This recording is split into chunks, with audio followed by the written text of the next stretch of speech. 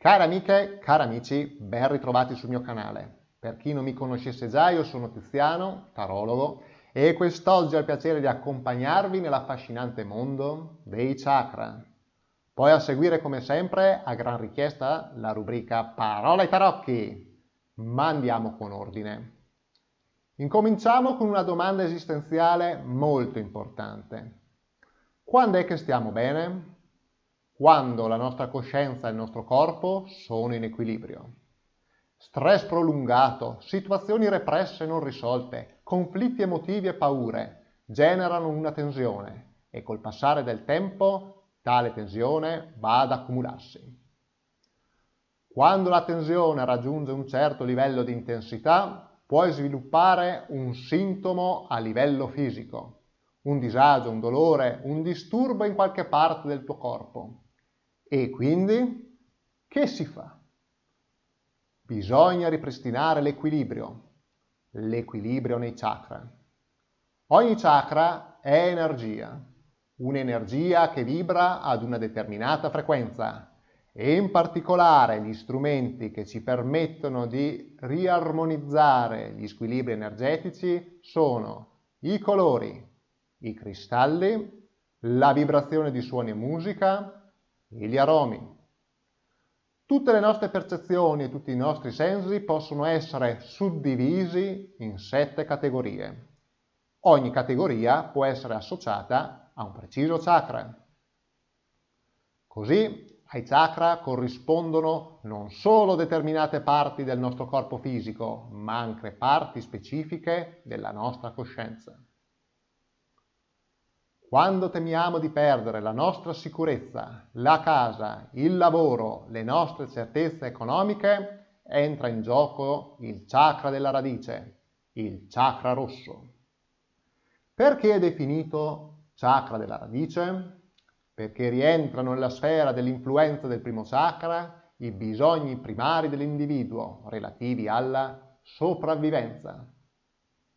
Questo chakra lo si ritrova nel plesso sacrale, nel sistema linfatico e in quello scheletrico. Quando questo chakra è in equilibrio ci sentiamo sicuri e ben radicati. L'olfatto è il senso legato a questo chakra. Ci riporta alla nostra animalità, al mantenerci in vita, alla nostra difesa.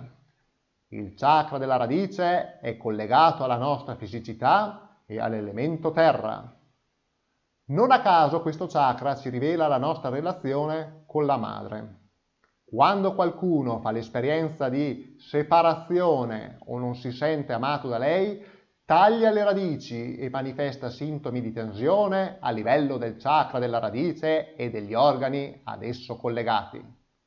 E non a caso le malattie ad esso associate si riferiscono al controllo del corpo nelle sue manifestazioni più naturali e istintive. Un chakra della radice in equilibrio indica come stai in quel momento rispetto alle tue energie fisiche. Sei contento di vivere, sei in buona salute, sei in un buon rapporto con il tuo corpo. E se c'è un funzionamento eccessivo di questo chakra, saremo ossessionati dai bisogni materiali e dalla necessità di sicurezza personale. Se invece vi fosse un'insufficiente funzionalità, avremo debolezza, scarsa resistenza fisica ed emozionale. Nel prossimo video sui chakra scopriremo quello arancione, quello giallo e quello verde. E ora, parola ai tarocchi! Prima di passare alle stese vi ricordo i miei contatti per prenotare il vostro consulto privato online. Il primo consulto è gratuito e dura solitamente 10-15 minuti. Viene fatto su piattaforma Google Meet o Zoom. Per maggiori informazioni e per fissare un appuntamento vi invito a scrivermi per mail o WhatsApp. I miei contatti sono anche qua sotto in info box. Ed ora passiamo alle vostre domande. Ci scrive Federica, sempre nome di fantasia, 19 anni, Toro. Ciao Tiziano, mi sono innamorata del ragazzo della mia migliore amica e mi sembra di non essergli indifferente. Devo incoraggiarlo anche se perderei la mia amica? Domanda molto difficile, cara Federica. Vediamo un po' di dare una risposta, consultando i tarocchi.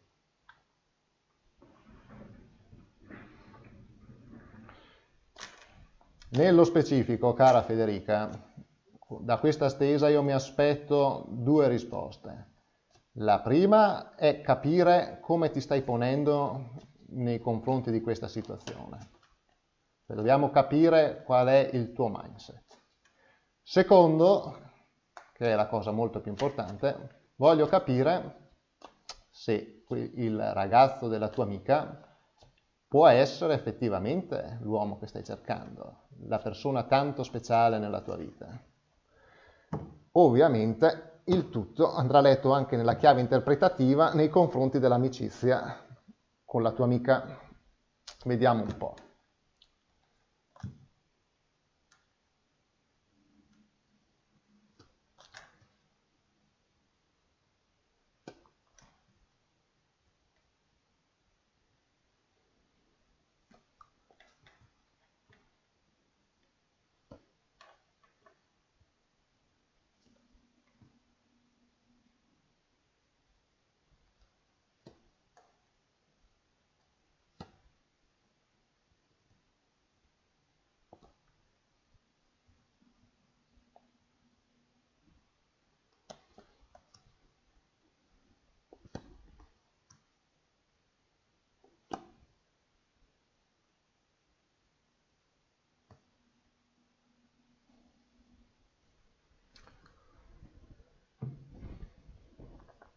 Bene Federica, allora per quanto riguarda la linea del passato, gli arcani suggeriscono che tu in sostanza sei maturata molto dalle tue esperienze amorose passate e hai fatto tesoro di tutto ciò che ti ha fatto soffrire.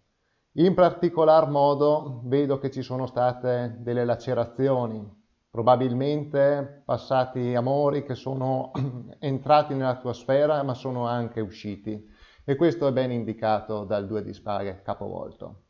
Ora sei pronta con determinazione ad affrontare il futuro e a non farti più illudere da persone che ti hanno sostanzialmente strumentalizzata.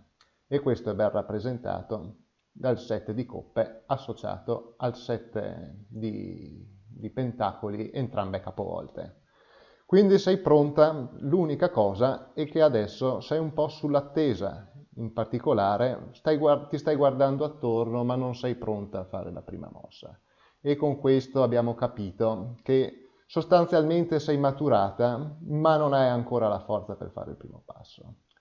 Ora è da capire, il ragazzo della tua amica è la persona giusta? È quella driving force che dovrebbe permetterti di fare il primo passo? Le carte del presente in questo caso sono inequivocabili, in quanto ci dicono che mettendo a repentaglio quella che può essere la tua amicizia, l'unica cosa che potrai avere sarebbe una vittoria di Pirro. Una vittoria di poco conto, ben rappresentata da quella che è il 10 di spade capovolto. Il che ci consiglia che è molto meglio se ti tieni l'amicizia e lasci perdere questo ragazzo. In particolare la cosa la si nota molto bene nella linea del futuro, in quanto abbiamo ben 3 arcani maggiori. Il primo è il carro, associato al mago, il che ci dice che per trionfare nella situazione devi far fede a quello che provi mentalmente, cioè usare tutto il tuo raziocinio. Non fidarti di questo ragazzo, non è per te.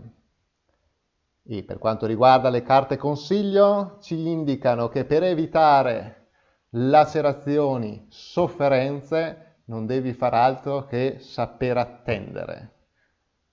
In particolar modo, resta accanto alla tua amica. Resta accanto alla tua amica perché solo così non andrai a soffrire. Bene, quindi responso.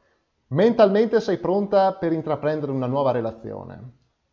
Devi lavorare più su te stessa e capire quando è il momento giusto per mettersi in gioco. 2.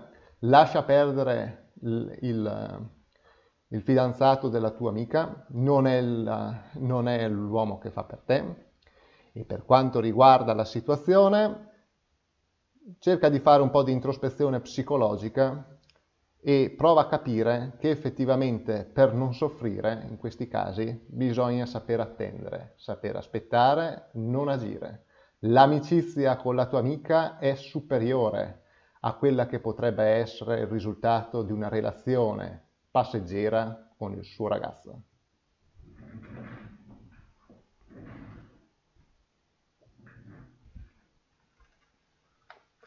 Bene, care amiche e cari amici, per oggi è tutto. Se volete vedere altre stese, consulti degli arcani, io vi aspetto sempre qui sul canale Tarocchi e Benessere. Ciao!